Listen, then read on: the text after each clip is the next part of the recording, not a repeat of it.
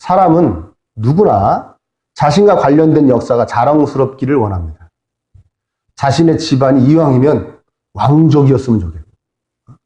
우리 시조가 왕이었어. 저도 우리 할아버지가 왕이었어요. 김수로 왕. 그리고 뭐 양반 집안이 뭐 우리 몇 대조 할아버지가 영의정이었다는, 자의정이었다느니, 아니면 또 나아가서는 국무총리이셨다는, 장관이었다느니, 학교 총장이었다느니, 뭐 이러기를 원합니다. 즉 뼈대 있는 가문이길 바라는 것이죠. 심지어는 자신의 나라도 그러기를 바랍니다. 그래서 일본이 그렇게 역사를 왜곡하는 겁니다. 이해해줘야 됩니다. 워낙 내세울 게 별로 없어서 왜곡을 자꾸 하는 것이죠. 그리고 이 왜곡의 유혹은 왕들에게도 심하게 임해서 이 조선왕조 실록을 보호하기 위한 노력들을 보면 알 수가 있습니다. 조선왕조 실록이 뭡니까? 어떤 왕 때에 어떤 일이 일어났고 이 왕은 어떻게 통치했다. 뭐 그런 걸 쭉 쓴 것이죠. 어린 세자에게 그 선생님들이 계속해서 얘기합니다. 왕이 되셔도 절대 그 역사책을 궁금해하지도 마시고 보려고도 하지 마십시오. 그런데 왕들은 끊임없이 그걸 궁금해했고 그걸 보고 싶어해서 어떤 왕들은 막 고치려고까지, 실제로 고치는 왕도 있을 거예요. 네, 그랬습니다. 자신의 그 어떤 흔적만, 족보만 그렇게 중요하게 여기는 것이 아닙니다. 자신이 존경하고 떠받드는 사람들에 대해서도 거짓말과 허구가 좀 섞이더라도 자기가 존경하고 떠받드는 그 사람이 아름답게 그려지기를 바랍니다. 그렇게 표현합니다. 그래서 아주 제가 보기에는 대통령 같지도 않은 대통령이었는데 그 대통령이 뭐 일제 때 일본 애들을 학교에서 때려 눕혔다느니 독립운동에도 조금 가담했다는 이런 허구의 전기를 만들려다가 하도 욕을 먹으니까 접었다는 얘기도 전해지고 있습니다. 그런 식으로 하는 것이죠. 그 가신들이 그런 전기를 만들려고 했던 것이죠. 그런데 오늘 본문에는 아주 희한한 족보가 등장합니다. 1절을 여러분 한번 합독해 볼까요? 1절 시작. 아브라함과 바로 예수님의 족보입니다. 우리를 사랑해 주시는, 그리고 그 예수님의 사랑에 비해서는 참으로 보잘것없지만 우리도 사랑하는 그 예수님의 족보입니다. 누가 이 족보를 기록했는가? 예수님께서 부르시자 모든 재산을 다 버리고 따라 나선, 그리고 예수님을 너무나도 사랑한 나머지 예수님의 십자가와 부활을 전하다가 에티오피아에서 우리 애들 그 나라네요. 지금의 에티오피아 그 지방에서 그 나라에서 창에 찔려 순교했다는 마태 사도가 기록한 예수님의 족보입니다. 그 마태 사도가 사랑하는 예수님의 족보, 어떻게 해서라도 좀 폼나게 멋있게 그렇게 꾸며드리고 싶었을 텐데, 그렇죠? 그리고 자기가 복음 전파하는데도 좋잖아요. 야, 이거 훌륭한 분이야. 이렇게 훌륭한 집안에서 태어나셨어. 하면 좋았을 텐데 실상은 그렇지가 않았습니다. 오히려 등장시키지 않아도 아무런 지장이 없는 그런 특이한 할머니 4명을 예수님의 족보에 등장을 시킵니다. 그 4명의 그 특이한 할머니 중에 첫 번째 할머니 어떤 할머니입니까? 3절에 보시면 유다는 다말에게서 베레스와 세라를 낳고, 다말입니다. 창세기 38장에 나오는 유다의 며느리입니다. 가나안 출신 여인, 즉 유대인이 아닙니다. 가나안 출신 여인입니다. 유다의 첫 번째 아들 엘에게 시집으로 온 며느리였는데 결혼하자마자 엘이 하나님께 무슨 범죄인지 모르겠지만 범죄해서 엘을 하나님이 치셔서 죽습니다. 과부가 된 것이죠. 이 당시에는 계대결혼법이라고 있었습니다. 형이 자식이 없이 죽으면 동생이 형수와 결혼을 해서 자손을 낳아줘야 되는 겁니다. 형수한테. 근데 오난이 들어가서 또 이상한 짓 하다가 오난도 죽습니다. 유다가 가만히 보니까 그 또 아들이 또 하나 있었거든. 셀라요. 셀라까지 주면 셀라도 죽을 것 같은 거예요. 그러니까 어떡합니까? 너 친정에 가 있어라. 셀라가 아직 어리지 않니? 너하고 결혼할 수가 없다. 크면은 내가 다시 부를 테니까 그래서 친정에 가 있어라. 다 컸는데 부릅니까? 안 부릅니까? 안 부르죠. 소박 놓은 거죠. 자기 아들들이 잘못해서 죽은 건데 마치 이 여인이 재수가 없어서 죽은 것 같이 여겼는지 몰라도 그냥 소박을 놔버립니다. 셀라를 주지 않아요. 과부는 살 수 없던 시절이었죠. 이 여인이 독을 품습니다. 그래서 이 다말이 창녀로 변장해서 시아버지를 유혹해서 동침을 합니다. 그래서 베레스와 세라를 낳게 되는 겁니다. 쌍둥이를. 자, 그래서 다말은 한 집안을 다 말아먹었다고 해서 다말입니다. 완전히 말아먹었습니다. 베레스와 세라는 유다가 할아버지 겸 아버지입니다. 이상하게 돼버린 것이죠. 참으로 부끄러운 이야기예요. 이거를 딱 예수님의 족보에다 넣었어요. 안 넣어도 될 얘기를. 두 번째 여인은 누굽니까? 라합입니다. 5절에 살몬은 라합에게서 보아스를 낳고, 여호수아서 2장과 6장에 나오는 여인입니다. 가나안 땅을 미리 정탐하기 위해 정탐꾼을 보냈는데 그 여리고 성 안에서 이 라합이 정탐꾼들을 숨겨주죠. 그래서 구원을 받습니다. 그런데 성내의 기생이라고 표현되어 있지만 그건 좋게 얘기한 거고요. 오늘날로 얘기하면 그냥 창녀입니다. 창녀. 가나안 출신이고요. 역시 가나안 출신 이방 여인이고요. 그 창녀를 또 예수님 족보에다가 떡 넣는 겁니다. 세 번째 여인은 룻입니다. 룻기 지난주에 함께 나눴죠. 모압 여인입니다. 역시 이방인입니다. 시어머니 나옴이 따라서 이스라엘에 왔는데 먹고 살 게 없어서 남이 추수한데 추수하고 떨어진 그 이삭 주워다가 먹으려는, 쉽게 얘기하면 거지, 거기다 과부 룻입니다. 부자 신랑 보아스 만나서 팔자는 고쳤지만 얼마나 뒷담화들을 했겠습니까? 저게 일부러 보아스를 꼬셨다부터 시작해가지고 얼마나 말이 많았겠습니까? 안 넣어도 될 여인인데 똥똥 넣어놨습니다. 정말 절정은 마지막 여인, 네 번째 여인입니다. 6절에 보십시오. 이새는 다윗 왕을 낳으니라. 다윗은 누구에게서? 우리아의 아내에게서. 우리아의 아내, 다윗의 아내이자 솔로몬의 엄마인 밧세바 얘기하는 겁니다. 엄연히 이름이 있는데 참 짓궂죠? 이름이 있는데 밧세바라고 하지 않고 우리아의 아내라고 합니다. 우리아는 전 남편입니다. 근데 이 전 남편을 버리고 다윗 왕과 이렇게 하나가 되죠. 다윗 왕과 누구라도 인정할 만한 사랑을 한 것도 아닙니다. 예를 들어서 둘이 다윗과 밧세바가 어릴 때부터 정말 사랑했는데 집안의 반대로 밧세바가 우리 아이한테 억지로 시집 갔다 그런 거 절대 아닙니다. 그냥 목욕하다가 눈 맞은 거예요. 목욕하다가 목욕한 걸 본 다윗 왕과 바람이 난 겁니다. 그래서 왕비자리가 탐나서 전 남편을 버린 겁니다. 그리고 다윗 왕과 불륜으로 애를 가졌는데 그 애 가진 거를 갖다가 우리아의 애로 둔갑을 시키려고 우리아를 전쟁터에 내보내서 죽여버립니다. 그런 사악한 예수님의 할아버지 다윗과 할머니 우리아의 아내 밧세바입니다. 이쯤 되면요, 제가 예수님이라면 여기까지 딱 읽으면 얼굴이 울그락불그락해질 것 같아요. 야 마태야, 너는 나 지금 망신 주려고 작정을 했냐? 야, 우리 할머니 중에 훌륭한 사람 많잖아. 사라도 있고 리브가도 있고 얼마나 훌륭한 사람 많은데 아니 왜 이상한 할머니들 말이지. 그리고 왜 족보에다가 여자 이름 왜 넣었어? 남자 이름만 좀 넣으면 되지. 왜 나 망신 주려고 그러냐? 왜 우리 집안의 부끄러운 각오를 들춰내는 거냐? 이렇게 말씀하실 것 같아요. 왜 마태는 이런 이야기를, 이 특이한 할머니 4명을 이 복음서에다가 예수님의 족보에다 넣었을까요? 자, 이 마태복음은 유대인들을 위한 복음서입니다. 즉 유대인 출신 그리스도인들을 위해 쓰여진 복음서예요. 예수님에 대해서. 유대인으로서 예수님을 믿은 그런 그리스도인들이 있었는데 그 중에 대다수의 성도들은 이방인에게 복음을 전하고 또 이방인들이 교회의 일원이 되는 것을 굉장히 싫어하고 거부했습니다. 자기들은 아직도 특별하다 이거죠. 하나님의 선민이다. 우리는 아주 위대한 족속이고 저 이방인의 피가 섞이지 않은 아주 순수한 그런 혈통이다. 그렇게 생각을 했던 것입니다. 근데 그 마태도 유대인 출신 마태가 그 유대인 출신 그리스도인들에게 얘기하는 겁니다. 잘난 척하지 마라. 이방인들 무시하고 차별 대우하지 마라. 니들의 할머니들을 봐라. 니들이 그렇게 떠받드는 다윗 왕의 할머니들을 봐라. 다윗 왕의 족보를 봐라. 우리 예수님의 족보를 봐라.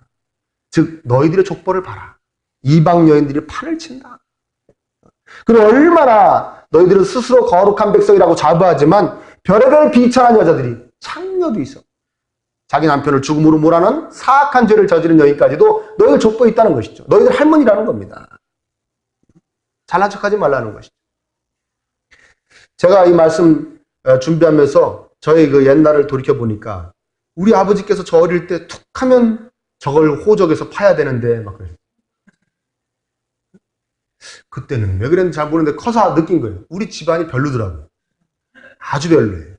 부끄러운 것도 많고 우리 아버지도 막 부끄러워 하시는 그런 것도 일도 있고 뭐 그랬어요. 그러니까 이 괜찮은 아들이 이 훌륭한 집안에 소속되는 게 내심 내키지 않으셨던 거예요. 어떤 아버지의 그 아들에 대한 배려? 제가 속썩여서 그런 게 아닙니다. 그때는 그런 줄 알았더니 나중에 알고 보니까 그런 게 아니었어요. 배려였어요. 저희 집안은 정말 여러분들에게 고백하지만 정말 별 볼 일 없습니다. 그리고 오히려 부끄러운 일도 또 많이 있습니다. 그렇다면 여러분의 족보는 어떻습니까? 여러분의 가문은 어떻습니까? 오늘 이 말씀을 통해서 하나님께서 우리에게 주시는 깨달음은 뭡니까? 저 집이 어떻고 집안이 어떻대, 아버지가 뭐였다, 할아버지가 뭐 어쩌고 이런 거 하지 말란 얘기입니다. 아멘입니까? 어쩌니 저쩌니 하지 말라는 겁니다. 앞으로 우리 교회에서 저 집안은 뭐 어떻고 이런 얘기하면 다 저 들으라고 하는 얘기인 줄 알고 미워할 줄 믿습니다. 괘씸하게 생각하고 나 들으라고 그러는구나.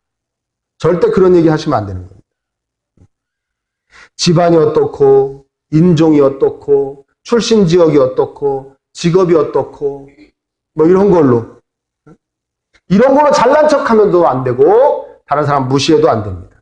그리스도인에겐 차별이란 있을 수 없습니다.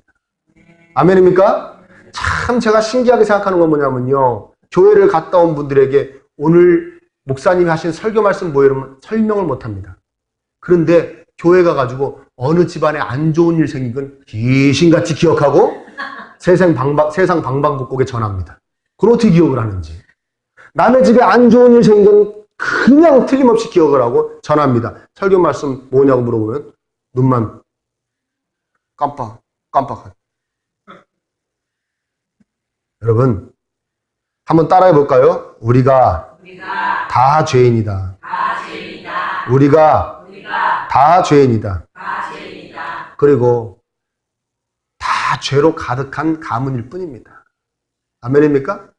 여러분 가문이 왕족입니까? 왕이 되려면 얼마나 많은 사람을 죽여야 되는지 아십니까?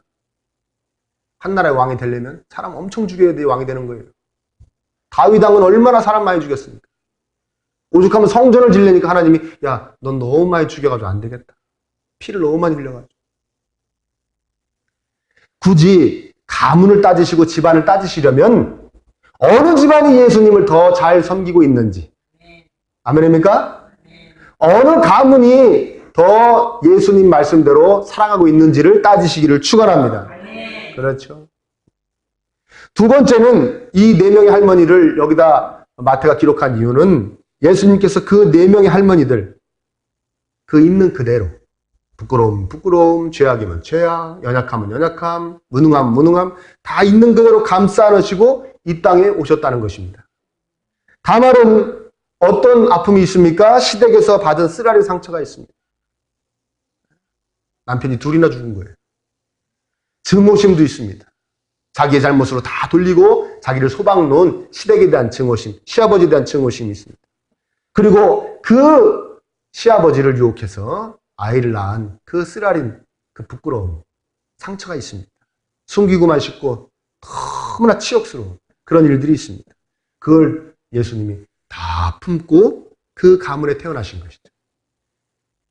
라합은 천대받고 인간 취급받지 못한 창녀였습니다.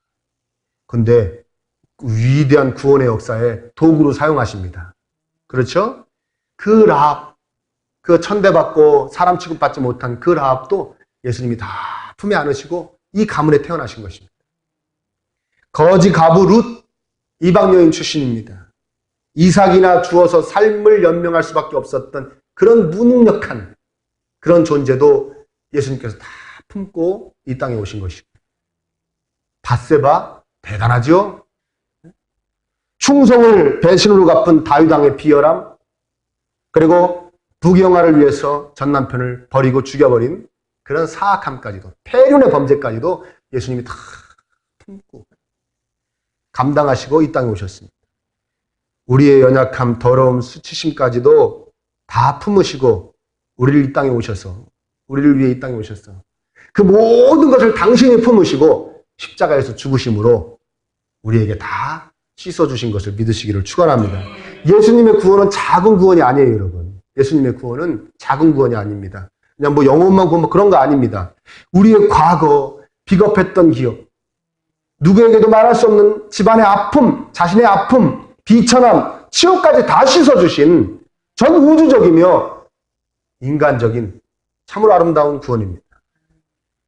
우리가요, 과거의 어떤 일로 힘들어할 때가 있습니다. 특히 죄진 거 있잖아요. 자꾸 기억나죠? 아, 용서받았다는데 자꾸 기억이 나요. 그것 때문에 힘들 때 있죠. 저만 그런가요? 네? 기억이 나는 거예요, 옛날에. 그러니까 이렇게 생각합니다. 아, 자꾸 떠오르는 거 보니까 용서받지 못했나 봐. 그렇게 생각할 수 있습니다. 여러분, 그것은 기억입니다. 기억.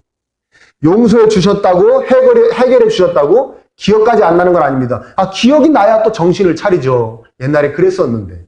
아멘입니까? 이해되십니까? 그렇죠. 기억을 믿지 마십시오. 하나님 말씀 믿으십시오. 예.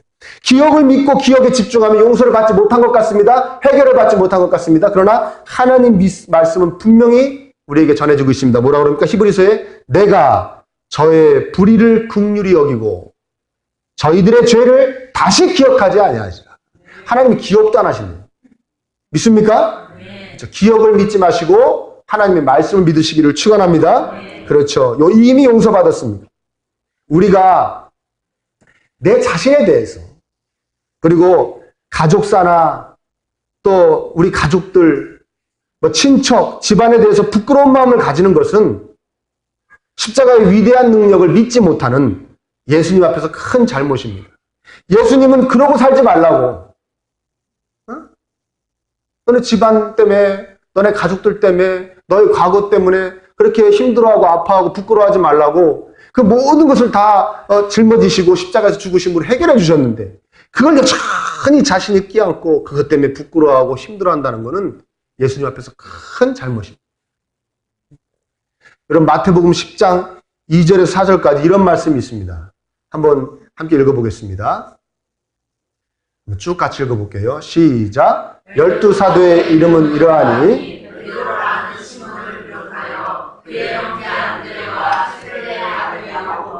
그의 형제 요한, 빌립과 바돌로메, 도마와 세리마테, 알페오의 아들 야고보와 다데오, 가나안인 시몬 및 가룟 유다 곧 예수를 판결하여. 저기 보면 다시 한번 세리마테라고 되어 있습니다.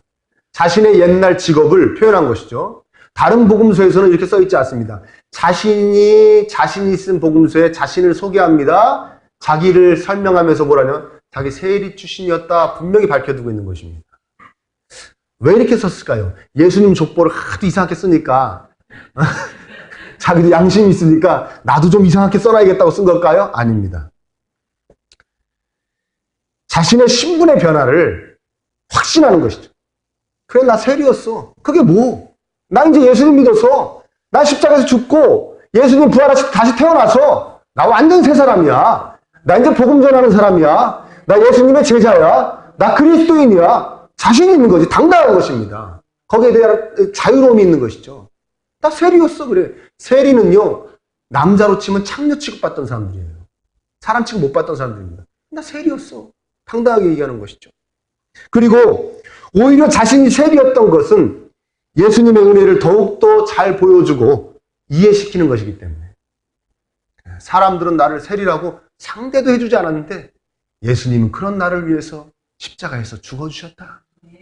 아멘? 그러니까 자기가 자신의 그 어두웠던 과거가 밝혀질수록 예수님의 사랑이 더 감격스럽고 사람들에게도 간직이 된다. 자기가 밝히는 것입니다. 사람들은 그럴듯한 사람을 좋아합니다. 좋아라 하죠. 그렇죠? 근데 예수님께서는 한 번도 그러신 적이 없습니다. 세상에서 그럴듯하다고 교만한 사람보다는 여러 가지로 부족함이 있고 연약함이 있고 쓰라린 아픔과 죄책감에 힘들어하는 사람들의 항상 친구가 되어주셨습니다. 전 이번 주 새벽 예배 때 기도하다가 그 본문이 떠오르는 거예요. 사람들이 예수님 앞에 불륜을 저지르고 나쁜 짓을 행음하다가 여자를 하나 잡아옵니다. 아마 창녀였을 거예요. 잡아옵니다. 이 여인은 어떻게 할 거냐? 예수님을 시험하려고 그러는 것이죠. 예수님 막 바닥에다가 뭐 쓰고 계셔요. 뭘 쓰셨는지 잘 모르겠어요. 사람들이 또 묻습니다. 이 여인 어떻게 돌로 쳐 죽여야 되지 않냐? 그러니까 예수님이 딱 말씀하십니다. 죄 없는 사람이 먼저 돌로 쳐라. 사람들이 고개를 다 떨구고 돌아갑니다. 그 여인에게 물어봅니다. 너를 돌로 치렸던 사람이 다 어디 있냐? 없습니다. 다 떠나갔습니다. 나도 너를 정죄하지 않는다. 그건 용서해 주신다는 얘기가 아니라 너를 재판하지 않겠다는 얘기입니다. 이해되십니까? 너 잘못 따지지 않을게. 앞으로 그 대신 잘 살아라. 돌아가라. 사랑한다. 따라. 그리고 용서해 주시는 것이죠. 정말 너무나 감격스러운 것이죠. 항상 그렇게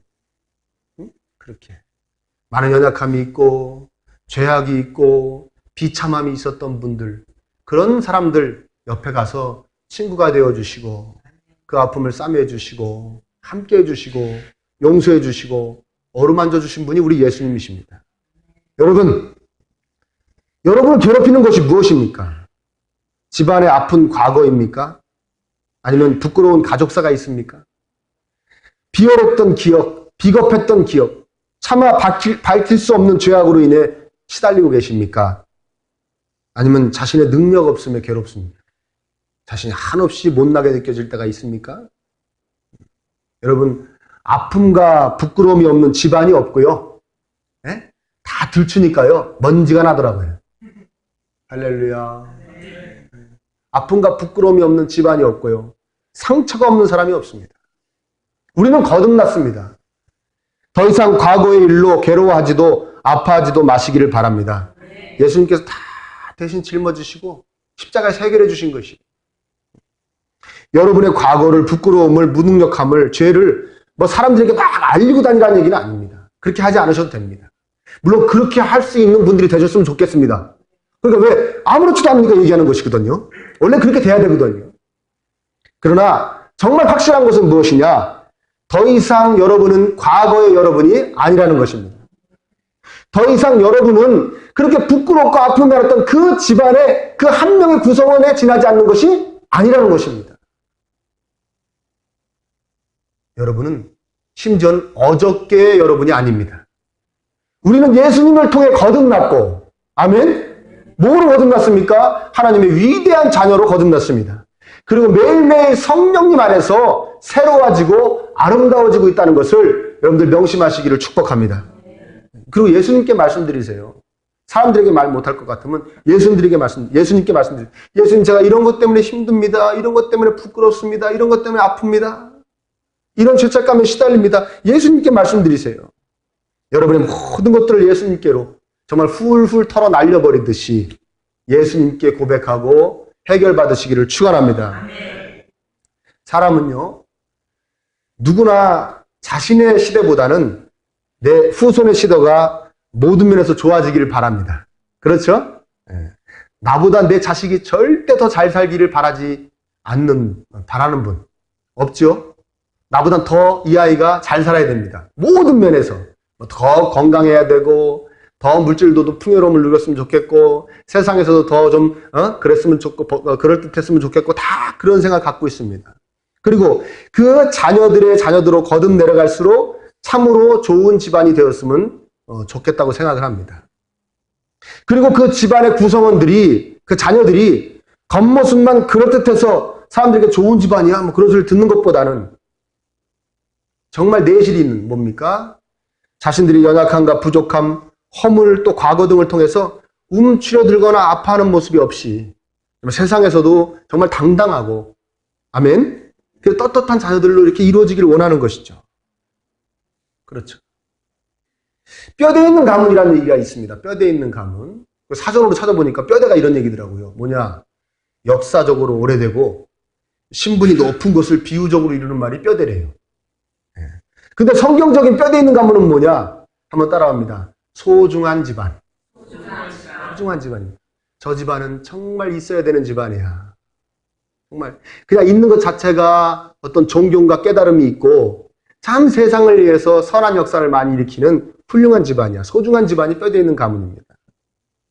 예수님께서는요, 진실로 하나님이시기 때문에 이런 족보에다 막 화려하게 꾸밀 필요가 없습니다. 왜? 하나님이신데 무슨 아름다운 치장이 필요하겠습니까? 오늘 족보에 예수님이 계십니다. 오늘 족보에. 하나님이신 예수님이 이 족보에 계십니다. 그러니까 이 4명의 할머니보다 더 이상한 할머니들이 이 족보에 등장한다고 해도 우리는 이 족보를 절대 부끄러운 족보라고 말할 수가 없습니다. 위대한 족보입니다. 왜요? 이 한 많고 사연 많은 이 죄 많은 가문을 예수님이 그 크신 사랑으로 딱 떠받들고 계시기 때문에 그렇습니다. 안고 계시기 때문에 그렇습니다. 예수님께서 한마디로 뼈대가 되어주시는 것이죠.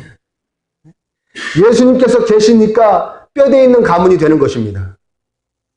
여러분 안에 예수님이 계시면 여러분들은 세상에서 별 볼 일 없는 사람이 아닙니다. 능력 있는 사람, 소중한 사람, 귀한 사람이 되는 것입니다. 아름다운 사람이 되는 것입니다. 족보에 예수님이 계시면 아름다운 족보가 되는 것이고 여러분 안에 예수님이 계시면 여러분이 아름다운 사람이 되는 것입니다. 우리의 가문에 예수님이 계신다면 우리 집안 식구들 심령과 삶에 예수님이 계신다면 다른 세상적인 장식은 우리 집안에 우리 가문에 필요가 없습니다. 이미 우리들의 집안은 뼈대 있는 가문이 된 것입니다. 아멘. 문제는 뭐냐? 예수님이 계시느냐? 예수님이 계시지 않느냐? 저는 여러분들이 간절히 받은 여러분들이 다 뼈대 있는 가문이 되시기를 축원합니다. 그렇죠. 우리 가문도 뼈대 있는 가문이 될 겁니다. 저 때는 좀 현찮아도 점점 뼈대 있는 가문이 될 줄 믿습니다. 그 방법은 하나밖에 없습니다. 우리 집안에 예수님이 계셔야 됩니다. 우리 가문에 예수님이 계셔야 됩니다. 믿음의 명문 집안을 이루십시오. 아멘. 다른 것으로 위안을 찾으려고 하지 마시고 다른 것으로 해결을 보려고 하지 마시고 오직 모든 것을 해결해 주실 수 있는 예수님께로 여러분 나아가시기를 축원합니다. 여러분들 자손들 끌고 나아가십시오. 집안 자체를 예수님 안에 푹 잠기게 하셔서 뼈대 있는 가문을 이루시기를 축원합니다. 하나님께서 늘 함께 하시며 여러분들의 모든 아픔을 또 상처를 씻어주시고 회복시켜주시고 치유해주시고 마침내 여러분들 세상에서 정말 당당한 부끄러움이 없는 그런 위대한 뼈대 있는 가문의 구성원들이 되게 해주실 줄 믿습니다. 우리 자손들의 삶에 그런 아름다운 삶이 펼쳐질 줄 믿습니다.